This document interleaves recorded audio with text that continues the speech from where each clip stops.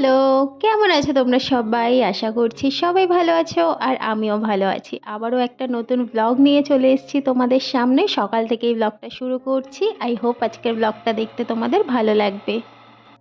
আজ হচ্ছে মঙ্গলবার, মার্চের ৫ তারিখ, বাজছে এখন সকাল ৯টা। আর সকালবেলা উঠে আমাদের ব্রেকফাস্ট হয়ে গেছে, রোহিত বেরিয়ে গেছে। তারপরে আমি একটুখানি বিছানাটাকে গুছিয়ে নিজেকে একটু প্যাম্পার করে নিলাম। প্যাম্পার বলতে সেরকম কিছুই না, সকালবেলা উঠে আর রাত্রিবেলা যে চুলটা বেঁধে ঘুমাই, চুলটা খুলে একটু আঁচড়ে বেঁধে নিই, মুখে একটা ময়শ্চারাইজার লাগাই আর লিপ বাম, এটা আমার রেগুলারের কাজ।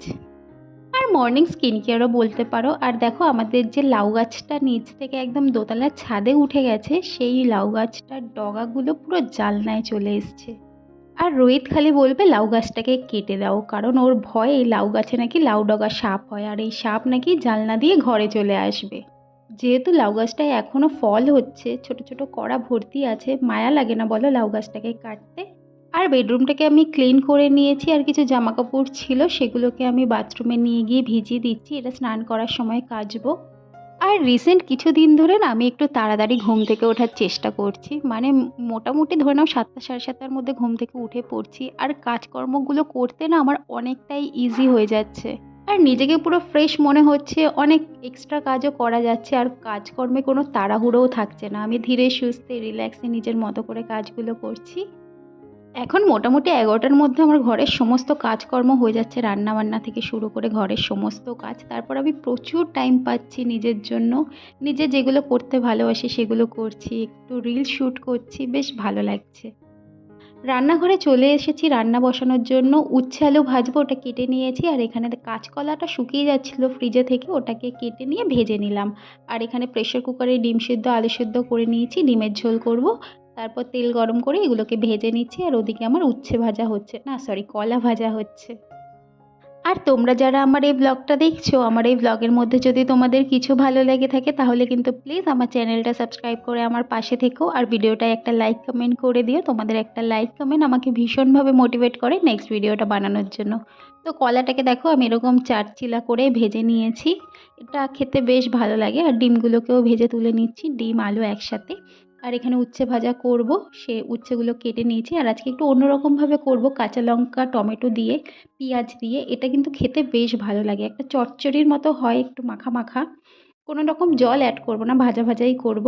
তো তোমরা একবার বাড়িতে বানিয়ে খেয়ে দেখো, এটা বেশ ভালো লাগে খেতে। এই রেসিপিটা আমি আমার শাশুড়ি মায়ের কাছ থেকে শিখেছি। উচ্ছে খেতে আমার মোটামুটি ভালোই লাগে, উচ্ছে ভাজা বলো সেদ্ধ বলো।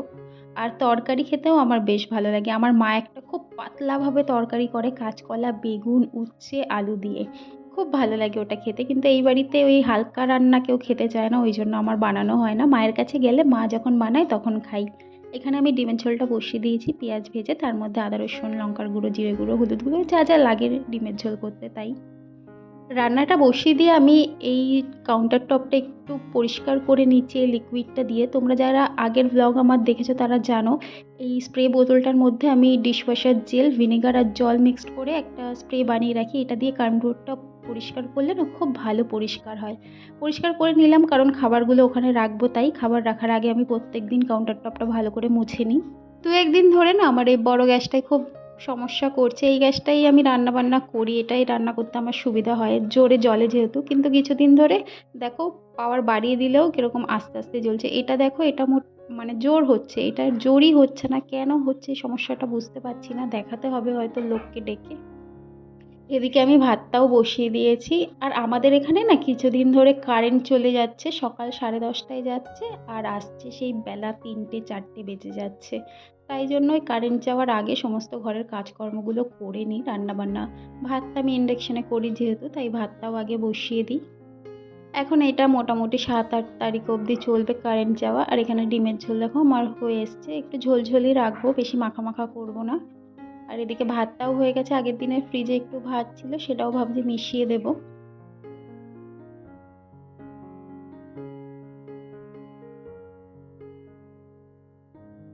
রান্না বান্না সমস্ত কিছু হয়ে গেছে, গ্যাসটাও একটু ঠান্ডা হয়ে গেছে। এরপর আমি গ্যাসটাকে মুছে নেব ভালো করে, আর এই লিকুইডটা দিয়েই আমি গ্যাসটাও পরিষ্কার করি।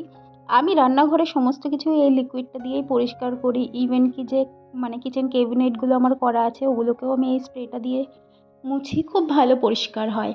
তো দেখো গ্যাস পরিষ্কার, রান্নাঘর পুরো ক্লিন করে নিয়েছি। আর কি রান্না করেছি আরেকবার দেখিয়ে দিই।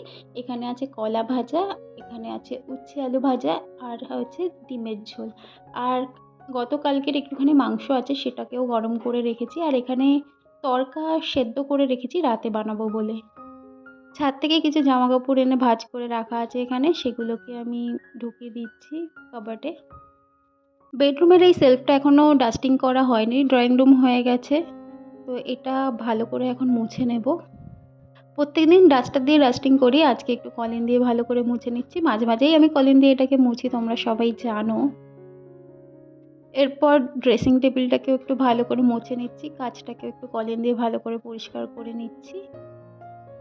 তারপর ঘরটাকে ঝাড়ু দিয়ে নেব ভালো করে। ঝাড়ু দিয়ে ঘরটাকে মুছে নিলেই আমার সকালের সমস্ত কাজকর্ম কমপ্লিট। তারপরে স্নান করতে যাব। স্নান করার আগে বাথরুমে যে জামাকাপড়গুলো ভিজিয়ে রেখেছিলাম সেগুলোকে কাচতে হবে। তো দেখো এখানে আমি স্নান করেও চলে এসেছি সমস্ত কাজ সেরে। তো এসে আমি মাথাটাকে ভালো করে কোম করে নিচ্ছি। আর মাথা আঁচড়ালেই এত চুল ওঠে কি বলবো তোমাদের, দুদিন পরে মনে হচ্ছে পুরো টাকলু হয়ে যাব।